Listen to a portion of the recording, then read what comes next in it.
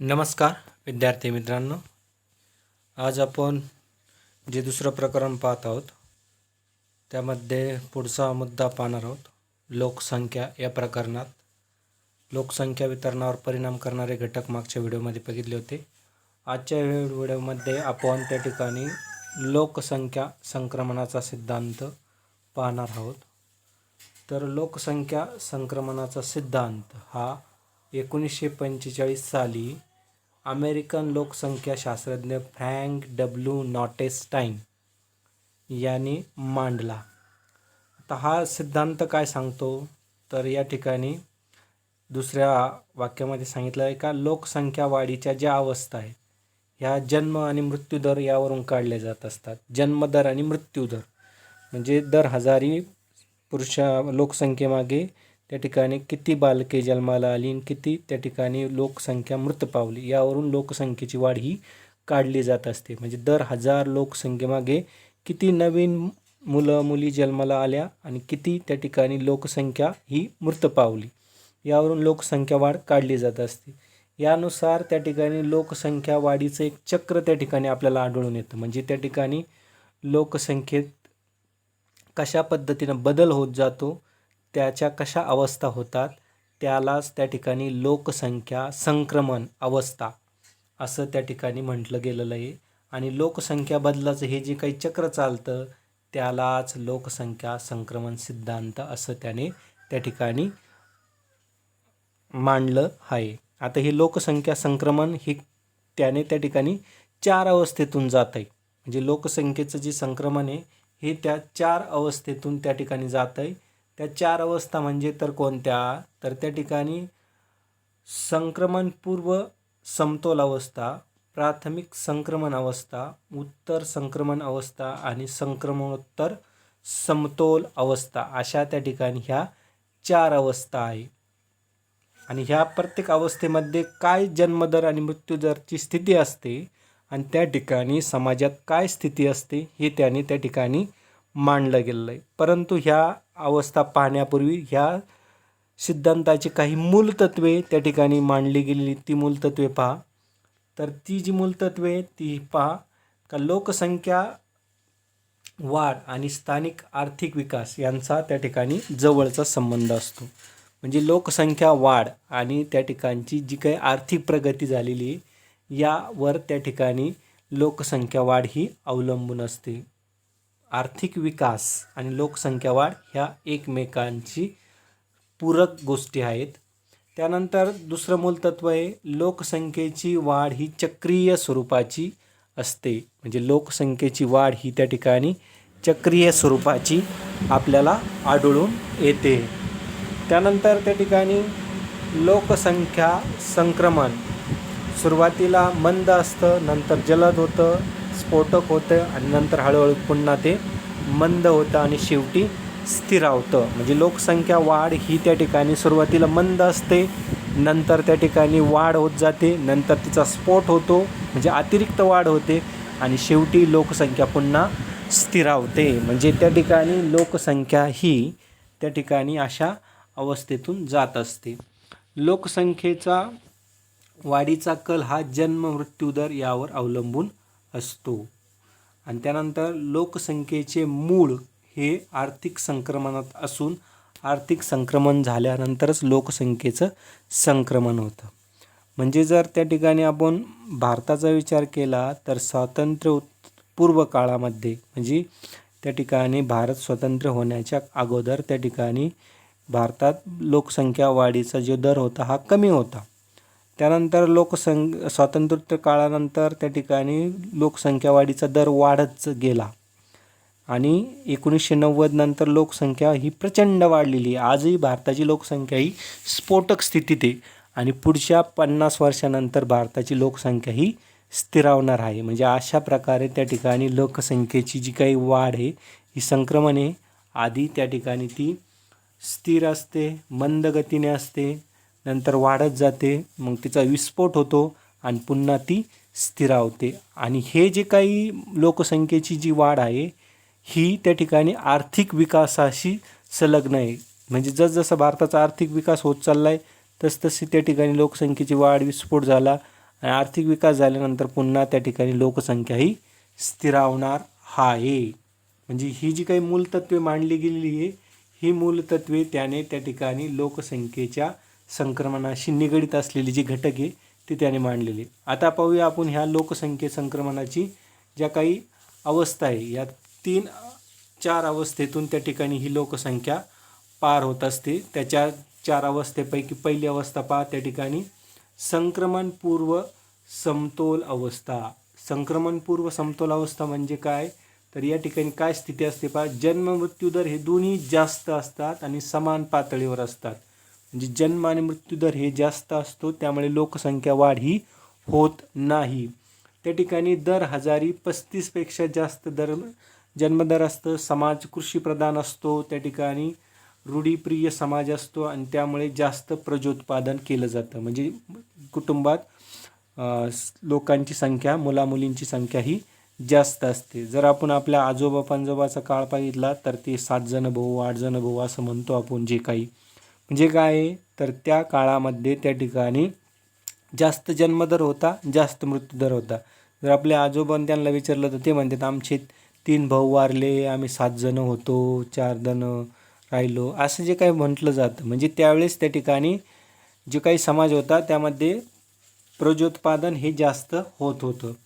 त्यानंतर त्या ठिकाणी लोक हे गरीब असून मोठं कुटुंब हे त्याचा आधार होता. वैद्यकीय सुविधांचा, शिक्षणाचा अभाव होता आणि त्यावर त्या ठिकाणी खर्च केला जात नव्हता. कुपोषण, रोगराई, दुष्काळ, पूर यासारख्या नैसर्गिक परिस्थितीमुळे मृत्यूचं प्रमाण हे जास्त होतं. आणि जी काही वैज्ञानिक आणि तांत्रिक प्रगती ही आणि नागरिकीकरण म्हणजे शहरीकरण हे कमी होतं. म्हणजे संक्रमणपूर्व अवस्थेमध्ये काय त्या ठिकाणी समाजात स्थिती होती, जन्म आणि मृत्यूदर हे जास्त होते, त्या ठिकाणी मोठं कुटुंब होतं, प्रजनन जास्त केलं जात होतं, त्या ठिकाणी समाज हा त्या ठिकाणी कृषीप्रधान होता, रूढीप्रिय होता. त्यानंतर त्या ठिकाणी शिक्षण, पालनपोषण, नागरिकीकरण याचं प्रमाण कमी होतं. अशा प्रकारची जी पहिली अवस्था आहे संक्रमणपूर्व लोकसंख्या वाढीची, या अवस्थेमध्ये ह्या प्रकारची स्थिती आपल्याला समाजात दिसून येते. त्यानंतर पुढच्या अवस्थेत ज्यावेळेस समाज जातो किंवा लोकसंख्या वाढ होते, त्या अवस्थेमध्ये त्या ठिकाणी काय होतं आहे, तर जन्मदर उच्च पातळीवर असतो, परंतु मृत्यूदर वैद्यकीय सुविधा झाल्यामुळे, आरोग्याच्या सुविधा वाढल्यामुळे त्या ठिकाणी मृत्यूदर घटलेला असतो आणि त्या ठिकाणी लोकसंख्या वाढ होण्यास सुरुवात झालेली असते. सुरुवातीच्या काळात त्या ठिकाणी आर्थिक विकास हा कमी असतो, उत्पादन वाढते, नागरिकीकरण वाढीचा वेग कमी असतो आणि औद्योगिकीकरण आणि नागरिकीकरण वाढायला सुरुवात होत असते आणि वैद्यकीय सुविधा वाढल्यामुळे मृत्यूदरात घट होते आणि लोकसंख्या वाढ ही त्या ठिकाणी होण्यास सुरुवात होते. आता ह्या स्थितीमध्ये त्या ठिकाणी लोकसंख्या वाढ झपाट्याने व्हायला सुरुवात होते. म्हणजे मी आत्ता जे म्हणलो ना, स्वातंत्र्योत्तर काळामध्ये भारतात ती स्थिती होण्यास सुरुवात झालेली होती. म्हणजे औद्योगिकीकरण वाढायला सुरुवात झालेली होती. त्या ठिकाणी जी काही समाजाची स्थिती होती ती त्या ठिकाणी याप्रमाणे जी काही या ठिकाणी मांडलं गेलेलं आहे त्याप्रमाणे त्या ठिकाणी होते. आजच्या काळात त्या ठिकाणी हे Somalia, Mozambique, Afghanistan, Nigeria, Ethiopia, Chad, Sudan ही जी काही राष्ट्र आहेत, कॅमेरून, हे राष्ट्र त्या ठिकाणी या अवस्थेत आहे. ह्या अवस्थेत म्हणजे प्राथमिक संक्रमण अवस्था, या संक्रमण अवस्थेत या ठिकाणी ही राष्ट्र आपल्याला आजच्या स्थितीत आढळून येतात. भारत हा त्या ठिकाणी स्वतंत्र झाल्यानंतर या स्थितीत होता. त्यानंतर जी पुढची जी अवस्था आहे ती म्हणजे उत्तर संक्रमण अवस्था. आता उत्तर संक्रमण अवस्थेत औद्योगिक प्रगती झालेली असते, वैद्यकीय सुविधा यामुळे मृत्यूदर कमी झालेला असतो आणि त्या ठिकाणी जन्मदराचं प्रमाण हळूहळू कमी होण्यास सुरुवात झालेली असते, परंतु लोकसंख्या वाढ ही तरीही जाणून येते. म्हणजे लोकसंख्येची वाढ ही झालेली असते. आर्थिक विकास हा त्या ठिकाणी झालेला असतो, राहणीमानाचा दर्जा उंचावलेला असतो, दरडोई उत्पन्नात वाढ झाल्यामुळं शिक्षण, वाहतूक, आरोग्य यावर जास्त खर्च केला जातो आणि या स्थितीमध्ये त्या ठिकाणी जी काही लोकसंख्येची वाढ आहे ती झालेली वाढ सतत होत आहे असे आपल्याला दिसून येते. आज या स्थितीमध्ये कोण आहे तर युरोप, उत्तर अमेरिकेतील काही देश, तसेच भारत, मेक्सिको, पनामा, ब्राझील हे देश उत्तर संक्रमण अवस्थेतून जात आहे. म्हणजे आपला मृत्यूदर तर कमी झालेला आहे, पण जन्मदरसुद्धा आता त्या ठिकाणी कमी व्हायला लागलेला आहे. आजच्या स्थितीमध्ये या ठिकाणी जे उल्लेख केलेले देश आहेत ते देश या अवस्थेत आहे, ती उत्तर संक्रमण अवस्था. यामध्ये त्या ठिकाणी जन्मदर हा उतरायला लागतो किंवा त्यामध्ये घट होण्यास सुरुवात झालेली आहे. त्यानंतर त्या ठिकाणी जी शेवटची अवस्था आहे ती म्हणजे त्या ठिकाणी संक्रमणोत्तर समतोल अवस्था. संक्रमोत्तर समतोल अवस्था यामध्ये त्या ठिकाणी मृत्यूदर आणि जन्मदर हे दोन्ही समान असतात, पण निश्चितम पातळीवर. म्हणजे त्या ठिकाणी जन्मदर आणि मृत्यूदर यांचं प्रमाण कमी झालेलं असतं. त्यानंतर त्या ठिकाणी लोक जाणीवपूर्वक त्या ठिकाणी लोकसंख्या नियंत्रणाची उपाययोजना करतात. त्या ठिकाणी औद्योगिकीकरण मोठ्या प्रमाणात झालेलं असतं, राहणीमानाचा दर्जा उंच असतो, साक्षरता मोठ्या प्रमाणात असतं, उच्च शिक्षणाच्या सुविधा असतात. आणि अशा स्थितीमध्ये आज त्या ठिकाणी जगातील कॅनडा, USA म्हणजे संयुक्त संस्थाने, सिंगापूर, इटली, जर्मनी यासारखे देश या अवस्थेमध्ये पोहोचलेले आहेत. तर ह्या एकूण 4 अवस्था आणि या 4 अवस्थेमध्ये त्या ठिकाणी जन्म आणि मृत्यूदर यामध्ये कशा पद्धतीनं बदल झालेले हे त्या ठिकाणी सांगितलं असून त्या ठिकाणी समाजात काय स्थिती असते हे फक्त विश्लेषित केलेलं आहे. आता या आकृतीमध्ये त्या ठिकाणी या आलेखामध्ये त्या ठिकाणी आपल्याला त्या अवस्था दाखवल्या गेलेल्या आहेत. पहिली जी काही स्थिती आहे त्या ठिकाणी पहा, ह्या संक्रमण पूर्व अवस्था या ठिकाणी तुम्ही पाहू शकता. हा X अक्ष आहे, हा Y अक्ष आहे. या ठिकाणी अवस्था दाखवलेल्या खालच्या ठिकाणी आणि वर त्या ठिकाणी ह्या ज्या लाईन्स आहे ही जन्मदराची लाईन आहे, ही मृत्यूदराची लाईन आहे. दोन्हीही उच्चतम आहे. म्हणजे पहिल्या अवस्थेमध्ये या संक्रमणोत्तर संक्रमण अवस्थेमध्ये, समतोल अवस्थेमध्ये या ठिकाणी जन्मदर ही 45, 40 आणि 50च्या दरम्यान इथं जास्त आहे, दोन्हीकडे जास्त आहे, इथपर्यंत.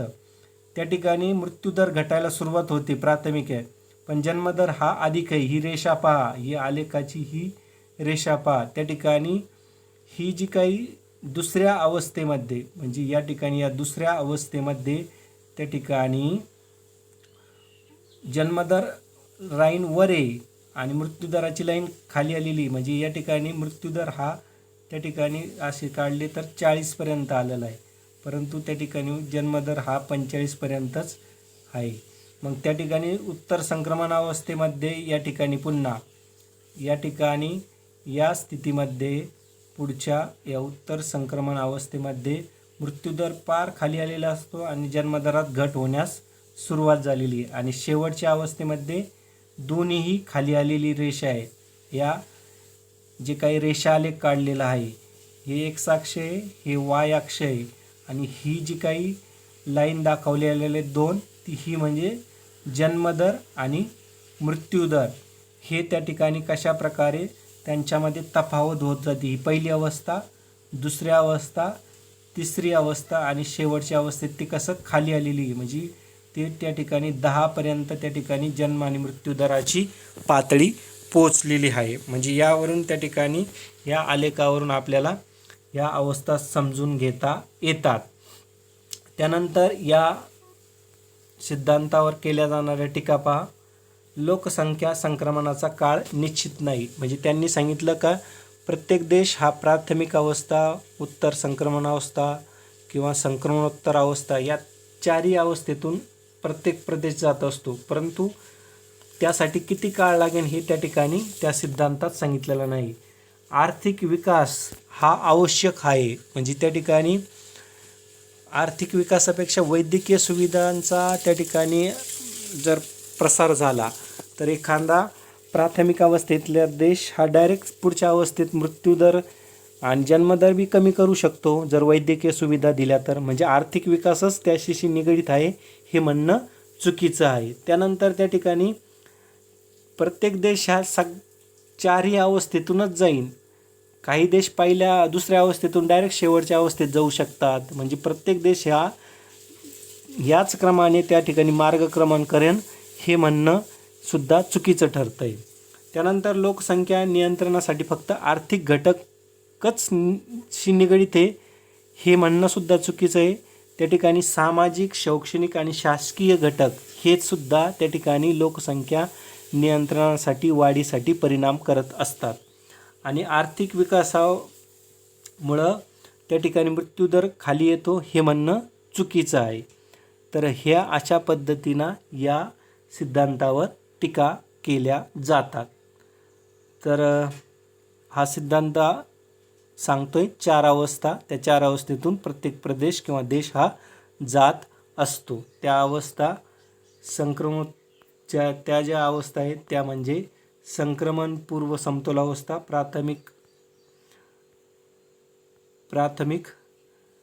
संक्रमणपूर्व प्राथमिक अवस्था, उत्तर संक्रमण अवस्था आणि संक्रमण समतोल अवस्था. तर अशा प्रकारे हे ठिकाणी हा सिद्धांत मांडला गेलेला आहे. तर सर्वांनी हा व्यवस्थित ऐका आणि जे काही स्थिती चालू आहे त्यानुसार सर्वांनी कोरोनापासून स्वतःचा बचाव करण्यासाठी मास्क वापरा, सॅनिटायझरचा वापर करा आणि सर्वांनी त्या ठिकाणी सामाजिक अंतर ठेवा आणि ऑनलाईन टीचिंग जी चालू आहे त्याचा त्या ठिकाणी फायदा घ्या. धन्यवाद.